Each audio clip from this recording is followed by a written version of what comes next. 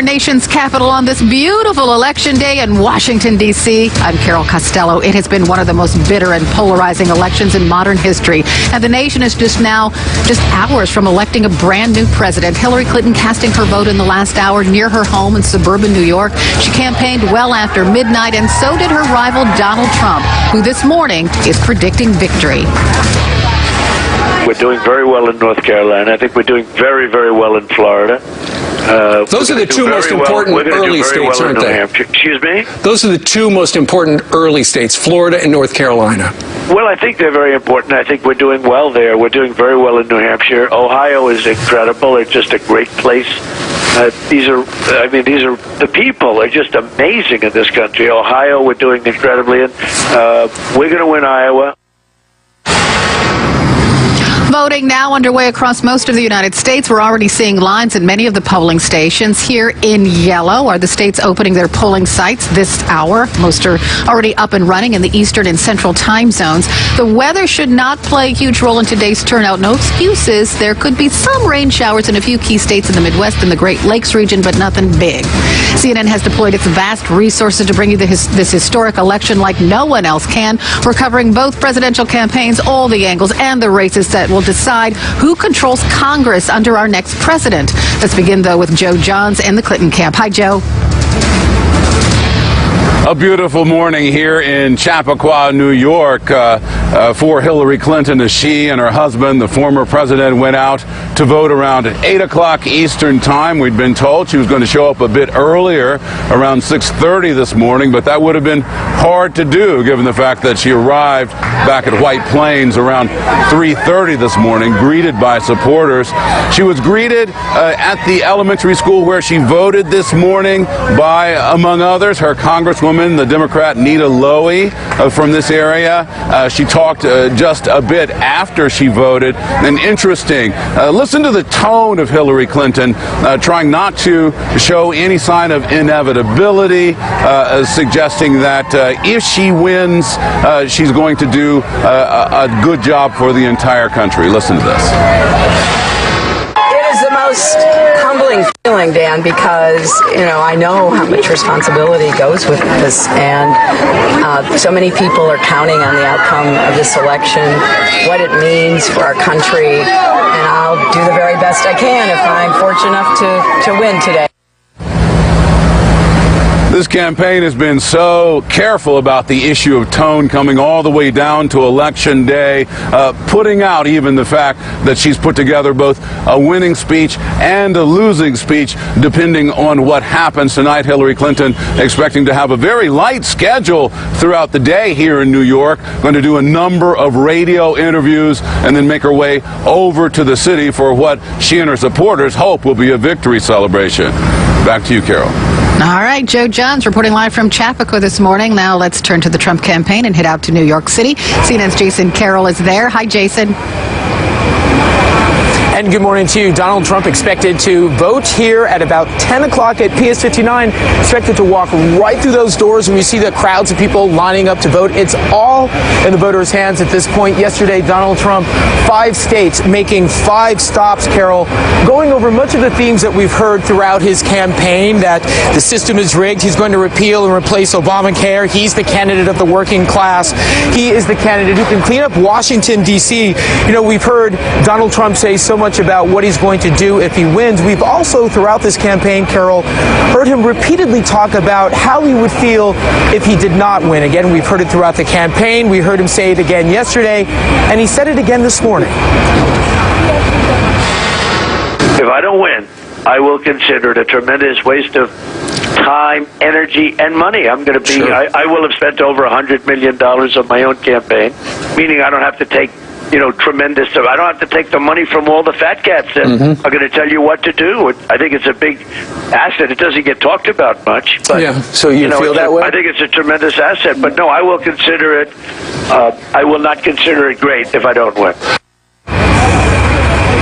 And you know, with so much talk throughout the campaign from Donald Trump about the system being rigged, in his words, there's been a question about what he would say tonight if he did not win. Of course, the campaign expecting that he will win, but if he did not win, what would he say? Would he concede? Well, this morning, Donald Trump Jr.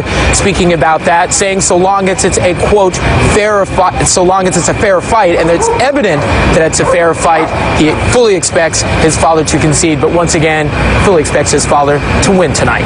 Carol. All right, Jason Carroll reporting live from New York City. One of the key battleground states is Florida, and it's not just the presidential race that's sending voters to the polls this morning. Let's check in with CNN's Boris Sanchez. He's in Miami-Dade County. Good morning, Boris. Hey, good morning, Carol. Yeah, the big story here in Florida has been turnout. Already historic. More than 6.5 million Floridians have already cast their ballots in the Sunshine State. That's more people than voted in the entire 2000 election. And it's also who's voting that's important. There's been a huge uptick in the number of Latinos coming out to early vote in this election. An 89% jump compared to 2008. And of course, the big question is who are those Latinos and who are they supporting? Here in Miami-Dade County, a huge Cuban-American community, it is imperative for the Republicans, if they want to win Florida, to hold on to these voters. The problem is that there's a generational divide between this traditionally GOP-leaning demographic. I spoke to a younger voter just a few moments ago. His name was Jonathan, and he told me that his family is split. He's Cuban, he's young, he's more liberal. He says his parents are conservative. He jokes that his mom made him sleep outside because of his support for Hillary Clinton. The idea is that if Donald Trump can cut into the Democrats' advantage here in these communities, he puts Florida into play. Democrats right now have about a 90,000 vote advantage.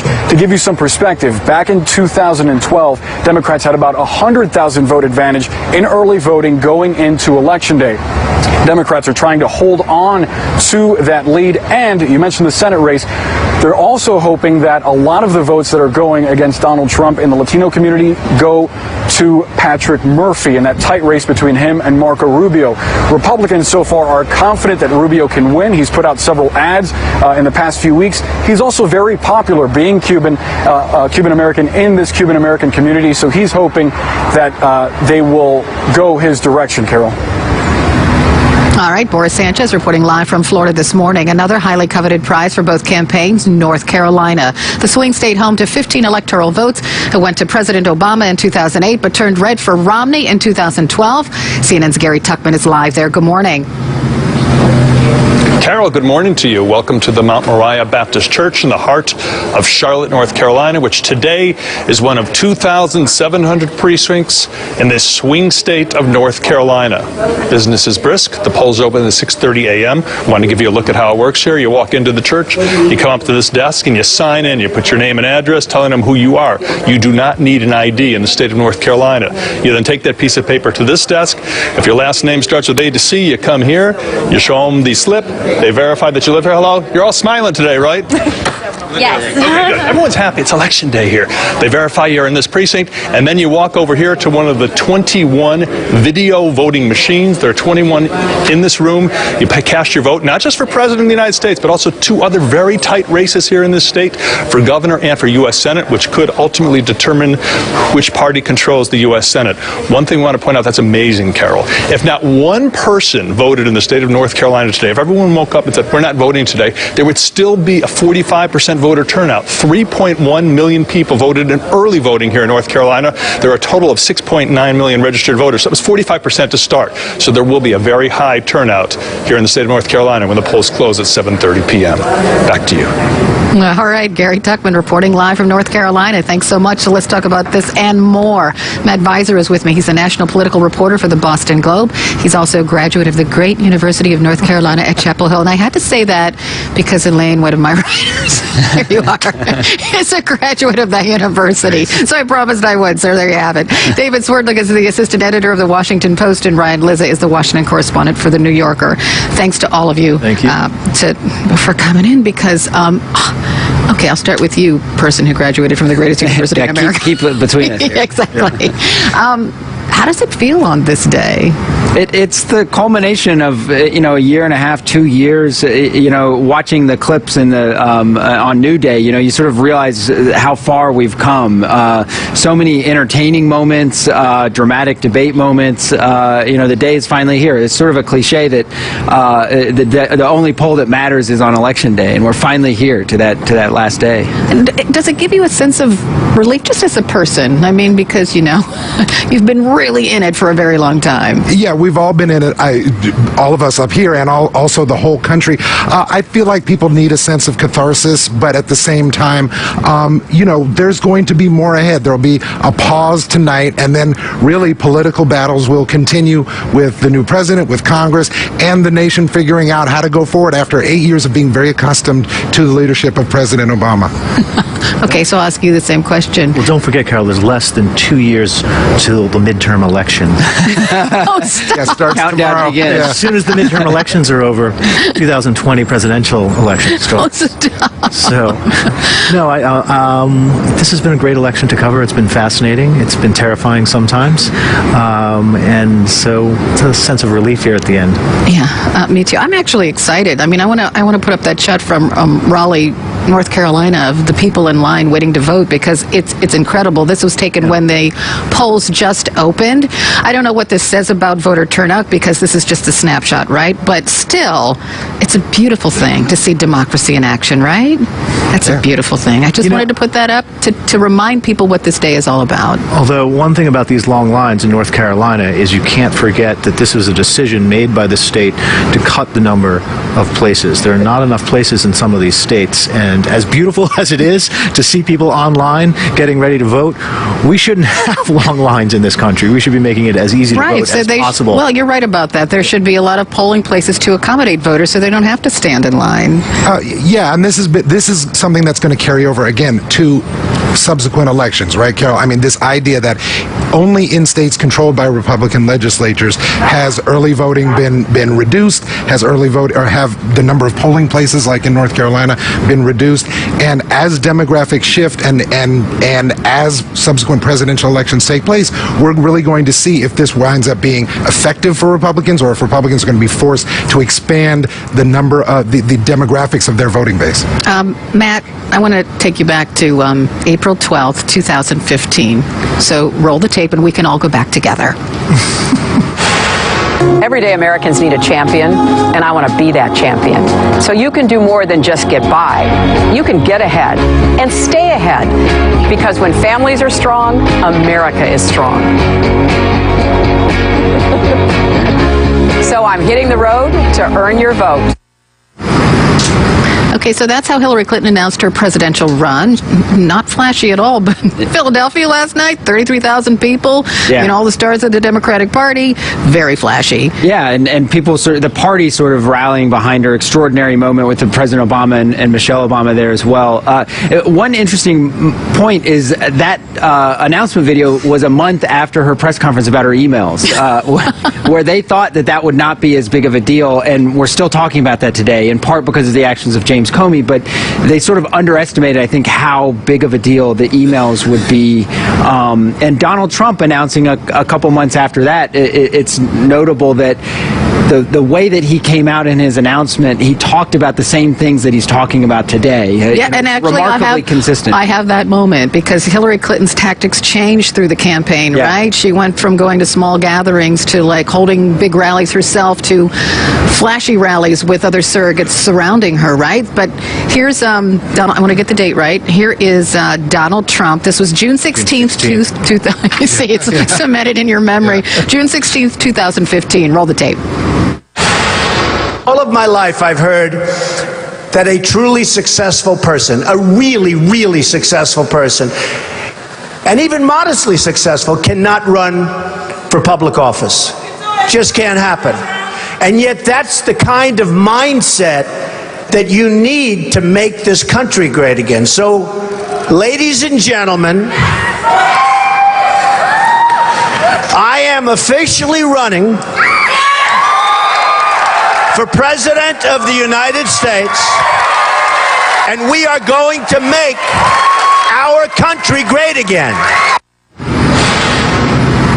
So David they both looked more well-rested. They look so exhausted now.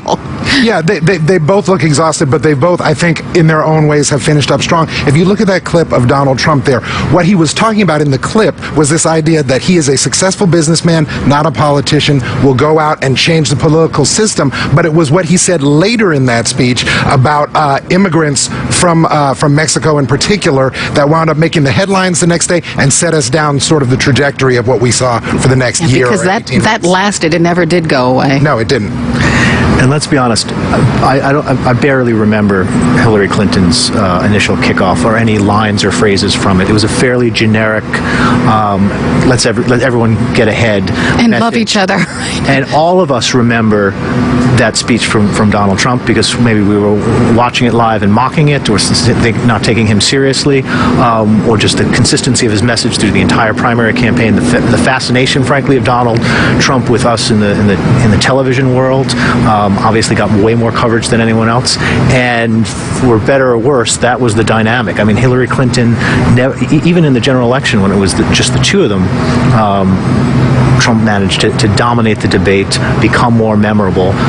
Frankly, perhaps for worse if he loses. Yeah. She ran as a fairly generic, moderate Democrat without a truly sharp message. And I think Donald Trump has this reputation for being so unscripted. But that first announcement speech, he talked about building the wall. He talked about his anti-trade rhetoric and ISIS, and it was sort of much more planned out than I think we give him credit for a lot of times. And he was consistent with that message throughout the campaign, stumbling plenty along the way. But Hillary Clinton sort of struggled to find that one slogan. I mean, they would change these slogans almost week to week to try to find the right moment or the right sort of Did she ever come up with a slogan that stuck? Not really. The slogan ultimately was that Donald Trump was unfit. When in that initial message that she released, she was preparing, as you were mentioning, to run against a conventional candidate like a Jeb Bush, like a Marco Rubio, where she would have had to defend her policy positions a little more, had to defend the record of the Obama administration a little more. She wound up not expecting to run against Trump, and then it became less about the issues. She wasn't running against a dyed-in-the-wool conservative. Well, I think she was also surprised by Bernie Sanders, right? I'm with her, so she was embracing the fact of the historic nature of president. Let me give her a little bit more credit, because remember, the first thing we remember from Trump's initial speech was, frankly, calling Mexican immigrants rapists. Right. The next thing we remember from his campaign is banning Muslims. What was her slogan? Stronger together, right? Her campaign was about celebrating our diversity and that we're all in this together. His was about there are certain groups that are out to kill us or out to commit crimes against us, and I'm the guy to put a stop to that. I mean, that's fundamentally what the debate was at the end. Well, we'll see whose message, was louder for the voters today. So you guys stick around because we have much more to talk about still to come on this election day. We're heading out west where the polls have just opened. I'll be right back.